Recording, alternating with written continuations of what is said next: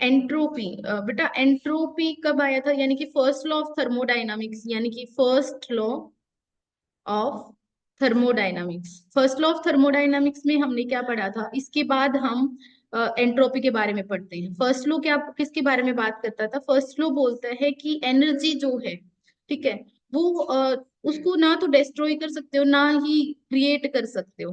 ठीक है, इसको सिर्फ आप क्या कर सकते हो, एक फॉर्म से दूसरी फॉर्म में क्या किया जा सकता है, कन्वर्ट किया जा सकता है। यानी कि जो टोटल एनर्जी जो होती है, टोटल एनर्जी, ठीक है, वो क्या रहती है, कंजर्व्ड रहती है। ठीक है, इसको एक फॉर्म से, जैसे मैंने ये वाला पॉइंट तुम्हें बहुत अच्छे से समझाया था क्लास में, कि एक फॉर्म से दूसरी फॉर्म में चली जाती है। यानी कि जो एनर्जी की, जैसे मान लीजिए इलेक्ट्रिकल एनर्जी केमिकल एनर्जी में कन्वर्ट हो रही है, केमिकल एनर्जी से फिर आगे कुछ और मतलब मैकेनिकल वर्क हो रहा है, इस तरीके से हम बात करते हैं। तो यानी कि जो भी एनर्जी है वो पूरे जो यूनिवर्स की जो एनर्जी है, टोटल एनर्जी, वो क्या रहती है, कंजर्व्ड रहती है। वो कभी भी मतलब मतलब ना तो डिस्ट्रॉय होती है और ना ही न्यू क्रिएट की जा सकती है। ठीक है, ये था फर्स्ट लॉ ऑफ थर्मोडाइनामिक्स, अगर हम बात करते हैं। अब लिमिटेशन की बात आ जाती है बेटा। लिमिटेशन की अगर हम बात करते हैं, ठीक है, लिमिट, देखो हमने क्या पढ़ा था फर्स्ट लॉ ऑफ थर्मोडायनामिक्स के लिए, अगर आपसे पूछा जाए तो डेल यू, इंटरनल एनर्जी में जो चेंज होता है उसके बारे में, उसी इस फॉर्म में रिप्रेजेंट किया जाता है। ये पूछा जाता है ना कि चलो आप फर्स्ट लॉ ऑफ थर्मोडायनामिक्स के लिए एक्सप्रेशन लिख के दिखाइए, तो आप क्या लिखते हो, क्यू प्लस डब्ल्यू। यानी कि जो इंटरनल एनर्जी में जो चेंज होता है वो वर्क और हीट की फॉर्म में, जैसे हम जब केमिस्ट्री में पढ़ते हैं तो उस फॉर्म में होता है। ठीक है, तो इंटरनल एनर्जी क्या थी, टोटल एनर्जीज का जो है वो सम क्या होती है, इंटरनल एनर्जी होती है। ठीक है, तो फर्स्ट लॉ ऑफ थर्मोडायनामिक्स में ये सारी चीजें हम डील कर चुके हैं। इसके अंदर लिमिटेशन क्या रहेगी थी बेटा, लिमिटेशन ये है कि ये किसके बारे में नहीं बताता है, ये स्पॉन्टेनिटी के बारे में नहीं बताता है। यानी कि कोई भी रिएक्शन स्पॉन्टेनिटी की, स्पॉन्टेनियस है या नहीं, स्पॉन्टेनियस का मतलब क्या होता है, अगर हम बात करें स्पॉन्टेनियस और नॉन स्पॉन्टेनियस रिएक्शंस। स्पॉन्टेनियस कौन सी होती हैं, जिन जो अपने आप से हो सकती हैं, जैसे मैंने आपको क्लास में समझाया था कि जैसे गर्म चाय का जो प्याला है वो गर्म है, मान लीजिए हम जो कप में जो चाय रखी हुई है वो थोड़े टाइम के बाद क्या हो जाती है, ठंडी हो जाती है। ठीक है, जितना रूम टेम्परेचर है उतने रूम टेम्परेचर तक आ जाएगी। यानी कि जो हीट है वो हाइयर टेम्परेचर से, यानी कि हाइयर टेम्परेचर से lower temperature, higher temperature to lower की तरफ क्या करती है, फ्लो करती है। ठीक है, इसके बारे में ऐसा कुछ नहीं बताया था, मतलब अगर फर्स्ट लॉ की बात करें तो ये सारी बातें फर्स्ट लॉ ऑफ थर्मोडाइनमिक्स में नहीं होती हैं। ठीक है, कि हीट फ्लो करती है higher temperature to lower temperature, इसके बारे में बातें नहीं होती है बेटा। ठीक है, तो स्पॉन्टेनिटी के बारे में फर्स्ट लॉ ऑफ थर्मोडायनामिक्स नहीं बताता है। ठीक है, फर्स्ट लॉ ऑफ थर्मोडायनामिक्स सिर्फ और सिर्फ इसके बारे में बात कर रहा था कि भाई एनर्जी एक फॉर्म से दूसरी फॉर्म में जा रही है। ठीक है, इस किसके बारे में बात कर रहा था, तो लिमिटेशन आ गई थी। या फिर कौन सी, जैसे मैंने कहा था कि पानी जो है, जैसे ऊपर से कोई मतलब पानी को जब आप गिराते हो तो हाइयर लेवल टू क्या जाता है, लोअर लेवल तक जाता है। ठीक है, नीचे से पानी ऊपर की तरफ नहीं फ्लो करेगा, पानी ऊपर से क्या करता है, नीचे की तरफ फ्लो करता है। ठीक है, तो इन सब के बारे में कौन नहीं बता पा रहा था, मतलब फर्स्ट लॉ ऑफ थर्मोडायनामिक्स में इसके बारे में जिक्र नहीं था बेटा। ठीक है, उसके बाद आता है हमारा, तो मेरे हिसाब से समझ आ गया होगा स्पॉन्टेनियस और नॉन स्पॉन्टेनियस क्या होते हैं। स्पॉन्टेनियस मतलब जो अपने आप से हो रहा है, जैसे मैं ये कहूँ कि पानी नीचे गिरा हुआ है और ये ऊपर की तरफ फ्लो करेगा अपने आप से, ऐसे नहीं होता है। लेकिन ढलान पे अगर पानी ऊपर से गिर रहा है तो वो नीचे, अगर ढलान होगा तो नीचे की तरफ ही आएगा। ठीक है, तो जो हो सकता है उसको बोलते हैं स्पॉन्टेनियस, और जो नहीं होता है, यानी कि जो रिएक्शन नहीं होता है, नहीं हो सकती है, उसको बोलते हैं हम नॉन स्पॉन्टेनियस रिएक्शंस। ठीक है, नॉन स्पॉन्टेनियस रिएक्शंस यानी कि वो रिएक्शन पॉसिबल नहीं है। ठीक है, वो नॉन स्पॉन्टेनियस होगी। तो मेरे हिसाब से समझ आना चाहिए कि स्पॉन्टेनियस आपको बहुत सारे मतलब ऐसा नहीं है, स्पॉन्टेनियस का मतलब ये नहीं है, तो स्पॉन्टेनियस उसको भी बोलेंगे बेटा कि थोड़ा बहुत बाहर से एक्सटर्नल फोर्स लगाने के बाद अगर कोई काम हो जाता, ठीक है, थोड़ा बहुत एक्सटर्नल मतलब फोर्स लगाने के बाद, तो वो भी स्पॉन्टेनियस में हमारा काउंट होता है, इस तरीके से। और मतलब जैसे पानी को नीचे से ऊपर की तरफ भेजने में अगर हमें मतलब मोटर का यूज करना पड़ रहा है तो वो ऑब्वियस सी बात है, नॉन स्पॉन्टेनियस काम था, अपने आप से नहीं हो रहा था, वो हमें हमने करवाया है, तो वो होता है नॉन स्पॉन्टेनियस। ठीक है। तो ये हो गया हमारा स्पॉन्टेनियस और नॉन स्पॉन्टेनियस। आज जो टॉपिक पढ़ रहे हैं वो है लिमिटेशंस, यानी कि जो थर्मोडायनामिक्स की फर्स्ट लॉ की क्या लिमिटेशन है, फर्स्ट लॉ की लिमिटेशन के बारे में पढ़ रहे हैं बेटा। कि फर्स्ट लॉ ऑफ थर्मोडायनामिक्स नहीं बताता है स्पॉन्टेनियस और नॉन स्पॉन्टेनियस रिएक्शंस के बारे में। अच्छा, स्पॉन्टेनिटी के साथ साथ एक वर्ड आता है फिजिबिलिटी, यानी कि कोई रिएक्शन फिजिबल है या नहीं है, ऐसे भी बोला जा सकता है। तो फिजिबल एक वर्ड और लिखा जाएगा यहाँ पे, जब आप नोट्स बनाओगे तो वहां पे एक वर्ड और लिखोगे कि कोई रिएक्शन फिजिबल है या नहीं है। तो फिजिबिलिटी के बारे में, ठीक है, कोई रिएक्शन फिजिबल है या नहीं है, ठीक है, इसके बारे में भी कौन बताता है, मतलब फर्स्ट लॉ ऑफ थर्मोडायनामिक्स नहीं बताता है, बल्कि सेकंड लॉ। अब ये जो आएगा ना, ये सेकंड लॉ में आएगा बेटा। ठीक है, एंट्रोपी का जो कंसेप्ट आएगा ये किससे रिलेटेड है, कौन से कंसेप्ट में आएगा, सेकंड लॉ। ठीक है, तो फर्स्ट लॉ हम डील कर चुके हैं। अब आज जो हम स्टार्ट करने वाले हैं वो सेकंड लॉ ऑफ थर्मोडायनामिक्स है। ठीक है, तो मतलब हम सेकंड लॉ ऑफ थर्मोडायनामिक्स में पढ़ने वाले हैं, कोई रिएक्शन फिजिबल है या नहीं है। ठीक है, तो दो वर्ड याद रखने हैं, स्पॉन्टेनियस और फिजिबिलिटी के बारे में। ठीक है, अब हम बात करेंगे एंट्रोपी क्या है। ठीक है, तो एंट्रोपी के बारे में जब हम पढ़ते हैं, एंट्रोपी क्या होती है, देखो मैं समझाती हूँ। एंट्रोपी का मतलब होता है बेटा रेंडमनेस। ठीक है, एंट्रोपी क्या बताती है, बहुत आसान सा कंसेप्ट है, रेंडमनेस। रेंडमनेस का क्या मतलब है, देखो, रेंडमनेस का मतलब है कि कोई कितनी ज्यादा डिस्टरबेंस, ठीक है, डिसऑर्डरनेस, ठीक है, डिसऑर्डरनेस मतलब कोई चीज जितनी ज्यादा बिखरी हुई है, ठीक है, डिसऑर्डरनेस की बात करते हैं हम। ठीक है, रेंडमनेस या फिर डिसऑर्डरनेस के बारे में हम बात करते हैं, एंट्रोपी के बारे में कैसे, देखो, अगर हम मतलब कितनी ज्यादा हलचल है सिस्टम के अंदर, ठीक है, कितना बिखरा हुआ है, ठीक है, कोई चीजें बहुत अच्छे से अरेंज्ड है, ठीक है, तो वहां पे एंट्रोपी कम है। अगर कोई सिस्टम, जैसे मैं अगर यहाँ पे तीन मतलब सिस्टम बनाते हैं, जैसे एक होता है हमारे पास, तीन स्टेट्स के बारे में बात करते हैं, एक होता है हमारे पास सॉलिड, लिक्विड और गैसियस। ठीक है, ध्यान से देखो बेटा, सॉलिड में क्या होता है, पार्टिकल्स थोड़े से तरीके से अरेंज्ड होते हैं, बिल्कुल एक पर्टिकुलर पैटर्न में अरेंज्ड होते हैं। ठीक है, ऐसे पर्टिकुलर पैटर्न, वहां पे अगर देखोगे तो पार्टिकल्स के बीच में बहुत कम डिस्टरबेंस होती है। अगर आप उसको ऑब्जर्व करते हो तो यहाँ पे क्या होता है, एक मिनट रुकना बेटा, एक बच्चा, यस, यस।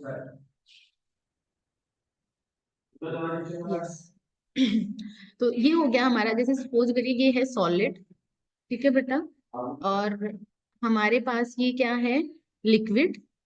ठीक है, लिक्विड की बात करें तो पार्टिकल्स क्या हो जाते हैं, थोड़ी सी ज्यादा, सॉलिड के कंपैरेटिवली थोड़ी सी ज्यादा डिस्टरबेंस होती है लिक्विड के अंदर। ठीक है, पार्टिकल्स में हलचल क्या होती है, ज्यादा होती है। तो वो हो गया हमारा लिक्विड। और गैसेस की बात करें, ठीक है, तो गैसेस में क्या होती है, और भी ज्यादा पार्टिकल्स में मतलब भाग दौड़ हो रखी है, ऐसे बात करें, है ना, गैसेस, गैस।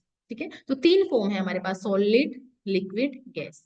तो सबसे ज्यादा डिसऑर्डरनेस मिलेगी हमें गैसियस फॉर्म में। ठीक है, गैसियस फॉर्म में सबसे ज्यादा डिसऑर्डरनेस है। तो ये क्या, हम वो क्या बोलेंगे कि सबसे ज्यादा एंट्रोपी किसकी है, हमारी गैसियस फॉर्म की। तो ये है, देखो समझो इस बात को।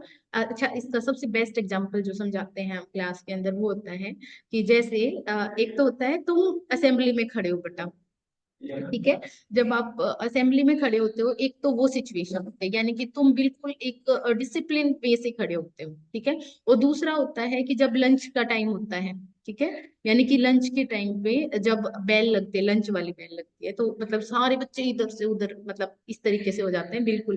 तो दो सिचुएशंस, दो सिनेरियो सोच के चलिए, एक तो लंच वाली सिचुएशन, ठीक है, जब बच्चे लंच में मतलब लंच की बेल लगती है, तब आपके जो मतलब स्कूल में जो माहौल होता है वो वाला सोचना है। और एक होता है जब बिल्कुल असेंबली में खड़े हुआ, ठीक है, जैसे ये सब, जैसे राष्ट्रगान के टाइम पे जब खड़े हो, तो सोच के चलिए एंट्रोपी किस में ज्यादा है, एंट्रोपी कौन से केस में ज्यादा है बेटा, जब आपका मतलब लंच हुआ है उस टाइम पे। ठीक है, तो वो होती है एंट्रोपी। तो रेंडमनेस, जितनी ज्यादा पार्टिकल्स में डिसऑर्डरनेस होगी उतनी ज्यादा क्या हो जाएगी, एंट्रोपी हो जाएगी। ठीक है, अब जैसे मान लीजिए हमने हीट किया, सॉलिड को मैंने हीट किया तो वो लिक्विड में कन्वर्ट हो जाएगा, लिक्विड को हीट किया मैंने क्या हो जाएगा, वो गैसियस फॉर्म में चला जाएगा। तो ये क्या हो जाएगा, जैसे जैसे हम हीटिंग कर रहे हैं वैसे वैसे क्या हो रही है, एंट्रोपी क्या होती जा रही है, सिस्टम की बढ़ती जा रही है। तो ये बात है कि एंट्रोपी क्या होती है, रेंडमनेस। ठीक है। तो अब इससे बहुत बढ़िया बढ़िया क्वेश्चन आते हैं, बहुत आसान से। ठीक है। एक होता है परफेक्टली क्रिस्टलाइन, ध्यान से समझो बेटा, क्रिस्टलाइन फॉर्म। क्रिस्टलाइन का मतलब क्या होता है, क्रिस्टलाइन फॉर्म। इस तरीके से क्वेश्चन बनेंगे, देखो डायरेक्ट क्वेश्चन कैसे बनेंगे। ठीक है। क्रिस्टलाइन फॉर्म का मतलब होता है कि चीजें बिल्कुल पर्टिकुलर वे से अरेंज होती हैं। जैसे सॉलिड की दो फॉर्म होती है बेटा, एक होता है क्रिस्टलाइन फॉर्म और एक होती है अमोर्फस फॉर्म। ठीक है। तो एक वर्ड दिखता है आपको जब क्वेश्चंस को अटेम्प्ट करते हो कि क्रिस्टलाइन। क्रिस्टलाइन का मतलब कहना चाह रहा है कि पार्टिकल्स को बिल्कुल एक तरीके से अरेंज किया जाता है। और सॉलिड की अमोर्फस फॉर्म कौन सी होती है, अमोर्फस फॉर्म होते हैं। अच्छा देखो, अगर मान लीजिए दो बॉक्स हैं आपके पास, एक ये वाला बॉक्स है और एक ये वाला बॉक्स है, देखो मैं बोलती हूँ कि दोनों है ना बिल्कुल इक्वल इक्वल साइज के बॉक्स हैं। ठीक है। अब सोच के चलो बेटा, मैं आपको है ना बॉल्स देती हूँ, यानी कि जो बॉल दिए मैंने, और ये बोला है कि बेटा इनको अरेंज कर दो। सपोज करिए पहले वाला जो बॉक्स है उसमें सारी की सारी जो बॉल्स हैं वो सेम साइज की दे रखी हैं। ठीक है। यानी कि आप जब उनको अरेंज करोगे तो एक पर्टिकुलर पैटर्न बनेगा। ठीक है। बढ़िया तरीके से अरेंज होंगी। अगर पार्टिकल सारे सेम साइज के होते हैं ना तो अरेंजमेंट बहुत बढ़िया होती है। वैसा ही है जैसे आप अपने बैग को अरेंज करते हो। ठीक है। बैग के अंदर कभी भी देख लेना, अगर आपके बैग के अंदर सारी नोटबुक्स एक साइज की होती हैं तो उसको अरेंज करने में बड़े मजे आते हैं, बिल्कुल एक तरीके से अरेंज हो जाएंगी। लेकिन अगर एक अ, जैसे बुक बड़ी है एक छोटी है तो उसको अरेंज करने में वो एक पर्टिकुलर यूनिफॉर्म पैटर्न नहीं बनता है। तो सॉलिड्स में अगर पार्टिकल्स एक जैसे तरीके के होते हैं ना, एक साइज के होते हैं, तो बढ़िया पैटर्न बनता है बेटा। और अगर पार्टिकल्स में कोई बड़ा है, ठीक है, कोई छोटा है, कोई बड़ा है, कोई किसी साइज का है, ठीक है, तो पता है क्या है, एक यूनिफॉर्म पैटर्न ही बन के आता है और ये फॉर्म बोली जाती है अमोर्फस फॉर्म। तो एक बात ध्यान रखना कि बिल्कुल ही बढ़िया तरीके से अरेंज होते हैं उसको क्रिस्टलाइन फॉर्म बोलते हैं। और पार्टिकल्स में अरेंजमेंट अच्छे से नहीं होती है, वैसे तो पास पास अरेंज्ड है लेकिन बहुत अच्छे तरीके से अरेंज नहीं है, तो उसको बोलते हैं हम अमोर्फस फॉर्म। ठीक है। तो ये समझना है, तो क्रिस्टलाइन में तो बिल्कुल ही परफेक्टली अरेंज्ड हो जाते हैं, तो एंट्रोपी ऑलमोस्ट क्या बोली जाएगी, एंट्रोपी जीरो। ठीक है। तो हम क्या बोलते हैं कि एंट्रोपी अमोर्फस और क्रिस्टलाइन में किसकी ज्यादा होगी, अमोर्फस की ज्यादा होगी। अब अमोर्फस में मतलब सॉलिड में, लिक्विड में और गैस में पूछी जाए तो एंट्रोपी गैसियस फॉर्म की क्या होती है, ज्यादा। तो ध्यान रखना, हीट मिलेगी ना, जितनी ज्यादा हीट होगी तो पार्टिकल्स में उतनी ज्यादा भाग दौड़ होती है। ध्यान से समझो बेटा, मैं आपको एक बात समझाती हूँ, इतनी ज्यादा हीट होती है ना सिस्टम के अंदर उतनी ज्यादा भाग दौड़ होती है, समझ के चलो। ठीक है। तो यानी कि हमारी जो यूनिवर्स है यही बनेगा हमारा, या सेकेंड लॉ ऑफ थर्मोडाइनामिक्स, जो यूनिवर्स है ना हमारी। ठीक है। अब सनरेज की वजह से, जैसे सन है, ठीक है, सन से तो क्या हो रहा है, हमें हीट मिलती जा रही है। ठीक है। हम जैसे अर्थ की बात करें तो क्या हो रही है, सन से क्या आ रही है, हीट आ रही है। ठीक है। तो हीट क्या कर रही है, ऑब्वियस सी बात है कि जितनी ज्यादा हीटिंग होगी उतनी ज्यादा रेंडमनेस होती है, तो entropy of the universe is constantly increasing. ठीक है। सनरेज की वजह से हीट तो आती ही जा रही है, आती ही जा रही है, तो ऑब्वियस सी बात है रेंडमनेस क्या होती जा रही है, बढ़ती जा रही है। ठीक है। तो एंट्रोपी क्या होती है बेटा, यूनिवर्स की बढ़ती जा रही है। ठीक है। तो सेकेंड लॉ ऑफ थर्मोडायनेमिक्स हमारा यही वाला बनेगा। अब आते हैं हम इसके एक्सप्रेशन के लिए बात करेंगे हम। ठीक है। तो पहली बात तो जब आप नोट्स बनाओगे तो ये सारी चीजें लिखोगे जितनी मैंने आपको अभी बोली है अपने वे में। ठीक है। एंट्रोपी क्या है, अब आप बुक की हेल्प ले सकते हो बेटा। देखो, वैसे तो देखा जाए तो 11th क्लास के बच्चे अपने आप से नोट्स बनाते हैं टीचर के समझाने के बाद। ठीक है। और अगर कोई प्रॉब्लम आए, ठीक है, तो आप बुक उठाना और वहां से मेन मेन डेफिनेशंस, जैसे मान लीजिए आपने एंट्रोपी स्टार्ट किया तो ऑब्वियस सी बात है आप उसको लिखोगे। ठीक है। कि भाई एंट्रोपी क्या है, तो the measure of the randomness of मतलब of a system is called the entropy of the system. ठीक है। इस तरीके से डेफिनेशन हो जाएगी। फिर आप बोलोगे सॉलिड लिक्विड, जितनी ज्यादा मतलब डिस्टरबेंस है या डिसऑर्डरनेस है उतनी ज्यादा क्या है सिस्टम की एंट्रोपी है। ठीक है। हम इसके बारे में बात करते हैं, उतनी ज्यादा क्या है डिस्टरबेंस है, उतनी ज्यादा एंट्रोपी सिस्टम की। ओके। नेक्स्ट पे आते हैं। अब देख, इधर देखो। अब एंट्रोपी की जब बात करते हैं, अच्छा देखो क्वेश्चन कैसे आता है केमिस्ट्री के अंदर, एक मतलब फॉर्मूला देके और वहां से कैसे क्वेश्चंस बनते हैं उसके बारे में बात करते हैं। जैसे मान लीजिए मैंने रिएक्शन दे दी N2, ठीक है। अच्छा एक सोच के बताना मुझे एक बार, आप खुद सोचना बेटा कि आप अकेले घर पे हो, ठीक है, और दूसरी सिचुएशन है कि आप मान लीजिए चार भाई बहन हो, चारों के चारों घर पे हो। तो कौन से केस में डिस्टरबेंस ज्यादा होती है घर के अंदर? मैं फिर से बोलती हूँ, आप अकेले घर पे हो, ठीक है, और दूसरा केस है कि आपका आपके तीन भाई बहन और भी हैं, मतलब आप टोटल चार हो, चार पर्सन घर पे हैं। तो डिस्टरबेंस कब कौन से केस में ज्यादा हो रही होगी? ठीक है, तो obvious सी बात है आप सब बता पाओगे मेरे हिसाब से, चारों के चारों घर पे होते हैं तब ज्यादा माहौल घर का, मतलब ये लगा लो कि ज्यादा डिस्टर्ब होता है। ठीक है, डिस्टर्ब कहने का मतलब ये है बेटा कि मतलब ज्यादा हो हल्ला हो रहा होता है घर पे। ठीक है, तो ये होता है। अब जैसे N2, अब ऐसे ही यहाँ पे है, जितने नंबर ऑफ पार्टिकल्स बढ़ेंगे ना बेटा, नंबर ऑफ पार्टिकल्स बढ़ेंगे तो एंट्रोपी सिस्टम की क्या होती है, बढ़ती है। जैसे सपोज करिए, देखो मैं आपको बताती हूँ, जैसे N2H2, और इससे क्या बना हमारा NH3 बना। जब हम इसको बैलेंस करते हैं, ठीक है, तो हमारे पास क्या हो जाएगा, नाइट्रोजन की दो बनाइए यहाँ पे, हाइड्रोजन कितने, दो, यहाँ पे कितने हैं, छह। तो मैंने यहाँ पे कितने से मल्टीप्लाई किया, 3 से। तो अब देखो सिस्टम की एंट्रोपी देखते हैं, ये है रिएक्टेंट, ठीक है। रिएक्टेंट कितने थे हमारे पास, तीन और एक चार, ऐसे देखने होते हैं, नंबर ऑफ मोल्स देखने होते हैं। तो रिएक्टेंट कितने हैं, चार। प्रोडक्ट कितने हैं हमारे पास, दो। तो बताइए, चार से दो यानी कि कम हो गए, तो एंट्रोपी क्या हो रही है, एंट्रोपी डिक्रीज्ड। ये क्या है, ऐसे क्वेश्चन बनेंगे कि इसमें सिस्टम की एंट्रोपी बढ़ी है, सिस्टम की एंट्रोपी घटी है, सिस्टम की एंट्रोपी कितनी रही है। तो देखो पार्टिकल्स घट रहे हैं, ठीक है, तो एंट्रोपी क्या हो गई है बेटा, सिस्टम की घट गई। ठीक है, दूसरा क्वेश्चन, जैसे H2 + Cl2, हमारे पास क्या बन गया, 2HCl।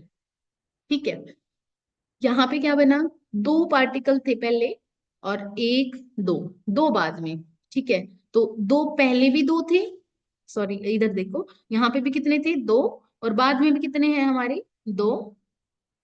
ठीक है, तो एंट्रोपी क्या, एंट्रोपी में चेंज कितना है, एंट्रोपी चेंज जीरो। एंट्रोपी में चेंज कितना है, एंट्रोपी उतनी रहेगी सिस्टम की, पहले भी दो थी बाद में भी दो है। तो एंट्रोपी चेंज, चेंज पूछा जाए कितनी चेंज हुई, तो आप क्या लिखोगे, जीरो। एंट्रोपी चेंज क्या है सिस्टम में, जीरो। ठीक है, दूसरा केस हो सकता है, ऐसा भी केस हो सकता है कि एंट्रोपी क्या हो रही हो, सिस्टम की बढ़ रही हो। ठीक है, तो इस तरीके से क्वेश्चन आता है। तो रिएक्शंस की फॉर्म में किस तरीके से पूछा जाता है, वो कुछ इस तरीके से पूछेगा कि भाई सिस्टम की एंट्रोपी घट रही है, सिस्टम की एंट्रोपी बढ़ रही है, सिस्टम की। तो स्पॉन्टेनियस रिएक्शन के लिए, for the spontaneous reaction, for spontaneous reaction, देखो ध्यान से सुनो बेटा, स्पॉन्टेनियस रिएक्शंस, अब आ जाता है मेन क्वेश्चंस। इनको है ना क्लाउड बना के क्या लिखना है, जब भी आप क्लाउड बना के लिखो तो लिखना, for spontaneous reaction del S should be positive, मतलब बढ़ना चाहिए डेल्टा एस। जैसे यहाँ पे डेल एस कितना था, इस वाले केस में जीरो था बेटा। जब आप ये रिएक्शन लिखो ना, तो आप ये लिखना यहाँ पे कि यहाँ पे डेल्टा एस कितना है, जीरो है। ठीक है, एंट्रोपी में चेंज कितना है, जीरो है। अब इस वाले केस में बताओ, देखो पहले वाले पे आते हैं वापस से, हमारा है ये वाला, इस वाले पे। तो यहाँ पे डेल्टा एस क्या लिखोगे, देखो डेल्टा एस कितना हो गया, 2 - 4, तो -2 - 4 = -2। ठीक है, यानी कि यहाँ पे एंट्रोपी क्या हो रही है, घट रही है। ठीक है, तो डेल्टा एस क्या हो रहा है, घट रहा है, तो नेगेटिव। स्पॉन्टेनियस रिएक्शन कौन सी होगी, जिसमें एंट्रोपी बढ़ रही है। ठीक है, del S should be positive, ध्यान से सुनो बेटा, very important. For spontaneous reaction del S should be positive, मतलब कि ये स्पॉन्टेनियस रिएक्शन नहीं है, अपने आप से नहीं हो रही होगी, यहाँ पे हमें कोई ना कोई कैटलिस्ट वगैरह डाल के इसको स्पॉन्टेनियस कराना पड़ेगा, इसका मतलब ये है। ठीक है, तो अब आ जाता है, और डेल एच के केस में क्या पढ़ा था, हम डेल एच पढ़ चुके हैं, एंथैल्पी, वहां पे एंथैल्पी तो नेगेटिव हो तो बढ़िया है बेटा। डेल एच का मतलब क्या था, एक्जोथर्मिक रिएक्शन, एक्जोथर्मिक रिएक्शन। ठीक है, और किसी भी स्पॉन्टेनियस रिएक्शन के लिए क्या होना चाहिए, डेल एस क्या होना चाहिए, पॉजिटिव, डेल एच क्या होना चाहिए, नेगेटिव। तो ध्यान रखना जब भी आपसे पूछे, ये सबसे इम्पोर्टेंट क्वेश्चन है, जहां से कॉम्पिटिटिव में भी क्वेश्चन बन सकता है कि भाई बताइए किसी भी स्पॉन्टेनियस रिएक्शन के लिए, अब चार ऑप्शन बना देगा बेटा।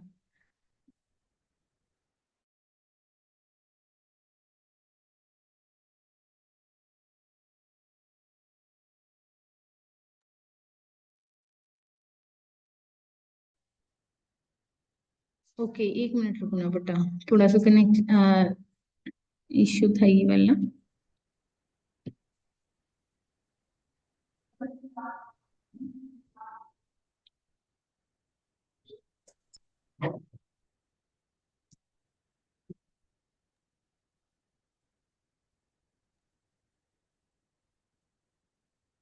ओके अब देखो, एक मिनट रुकना बेटा प्लीज।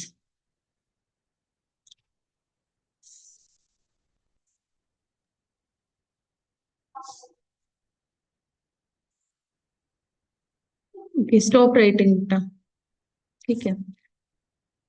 ओके, मीटिंग ओवर होने वाली है बस बेटा, अभी एक 2 मिनट के बाद। तो सभी बच्चे ध्यान से देखेंगे कि हमने क्या किया है आज वाली क्लास में। जो हमने डिस्कस डिस्कस किया है वो डेल एस के बारे में किया है। डेल एस क्या होना चाहिए स्पॉन्टेनियस रिएक्शन के लिए, पॉजिटिव, और डेल एच क्या था हमारे वाला, नेगेटिव। तो मैं अभी लास्ट में जो डिस्कस कर रही थी वो ये कर रही थी कि मतलब क्वेश्चन कैसे बन सकते हैं।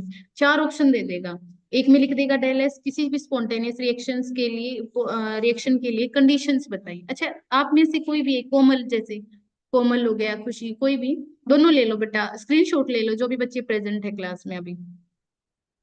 ठीक है, तो आप एक बार स्क्रीनशॉट ले लो, ग्रुप में शेयर कर देंगे, अटेंडेंस हो जाएगी। तो डेल एस क्या होना चाहिए, पॉजिटिव, और डेल एच क्या होना चाहिए हमारा, नेगेटिव। अब इस पे चार ऑप्शन आसानी से बनाए जा सकते हैं बेटा। ठीक है, तो ये चार ऑप्शंस के से क्या हो जाएगा हमारा, मतलब रिएक्शन के बारे में पूछा जा सकता है। देखिए, अब आ जाता है हमारा कि एंट्रोपी को के लिए एक्सप्रेशन क्या होता है। एंट्रोपी दो सिस्टम देगा बेटा आपको। ठीक है, और जैसे मान लीजिए कंपेयर करा लेगा, एक क्वेश्चन इस टाइप से भी बनता है कि सॉलिड फॉर्म, लिक्विड। अच्छा, एक और बात, जब हम रिएक्शंस की बात करते हैं, जैसे मान लीजिए कैल्शियम कार्बोनेट को मैंने डिसोसिएट किया कैल्शियम ऑक्साइड प्लस CO2। ध्यान से सुनना भी इस पॉइंट को, ये क्या है, सॉलिड, ये क्या है हमारा सॉलिड, और ये क्या है हमारा गैसियस फॉर्म में। ठीक है, CO2 क्या है, गैसियस फॉर्म में होता है। तो इस टाइप की रिएक्शंस में जब डेल्टा एस कैलकुलेट करते हैं ना बेटा, ठीक है, तो हमें जब भी जैसे मैंने अभी काउंट करके बताया कि कैसे कैलकुलेट करते हो, तो यहाँ पे ये वाले नहीं गिनते, सॉलिड वाले काउंट नहीं करते हैं हम। काउंट कौन से करते हैं बेटा, हम काउंट करते हैं हमारे गैसियस फॉर्म वाले। ठीक है, सिर्फ गैसियस फॉर्म को काउंट करना है। तो देखो प्रोडक्ट साइड कितना है, कितने, ये बैलेंस्ड है ऑलरेडी, तो प्रोडक्ट के पार्टिकल कितने हैं, 1। रिएक्टेंट साइड क्या बोलोगे, गैसियस पार्टिकल कितने हैं, 0, तो डेल्टा एस क्या होगी है 1, तो पॉजिटिव आ गई। तो क्या हो जाएगा, हम इस तरीके से बोलते हैं कि एंट्रोपी डेल एस पॉजिटिव आया या नेगेटिव आया जब काउंट करते हैं तो इंपॉर्टेंट पॉइंट क्या है, सॉलिड को, ये पार्ट सॉलिड को काउंट नहीं करना होता है हमें। ठीक है, क्योंकि ये ज्यादा वॉल्यूम पे क्या नहीं डालते हैं, फर्क नहीं डालते हैं इसीलिए। ठीक है, तो डेल्टा एस ऐसे काउंट करना है। तो जितनी भी जब भी एंट्रोपी वाला क्वेश्चन बनता है तो आपको यहाँ से करना है इस तरीके से। तो एंट्रोपी पॉजिटिव भी हो सकती है, नेगेटिव हो सकती है, और एंट्रोपी क्या हो सकती है, 0 भी हो सकती है। ओके, अब आ जाते हैं नेक्स्ट वाले क्वेश्चन पे, यानी कि नेक्स्ट पॉइंट पे। मीटिंग ओवर होने वाली है बेटा, टाइम हो गया है थोड़ा सा। तो एक बार कभी भी खत्म हो सकता है, कोई बात नहीं, जितना हो जाएगा ठीक है, नेक्स्ट फिर बाकी का हम नेक्स्ट क्लास में कर लेंगे हम। ओके, जैसे मान लीजिए सपोज करिए दो सिस्टम है बेटा। ठीक है, अब एक्सप्रेशन के लिए आ जाते हैं। डेल एस एंट्रोपी में चेंज किसके इक्वल होता है, Q/T। ठीक है, अब इस बात को बड़ा ध्यान से देखना है, मैं समझाती हूँ। डेल एस क्या हो जाता है हमारा, एंट्रोपी चेंज को कैसे रिप्रेजेंट किया जाता है, Q/T। ठीक है, हम दो सिस्टम लेके चलते हैं, दो सिस्टम। ठीक है, सपोज करिए ये वाला जो सिस्टम है ना, ये है, यहाँ पे पार्टिकल है 20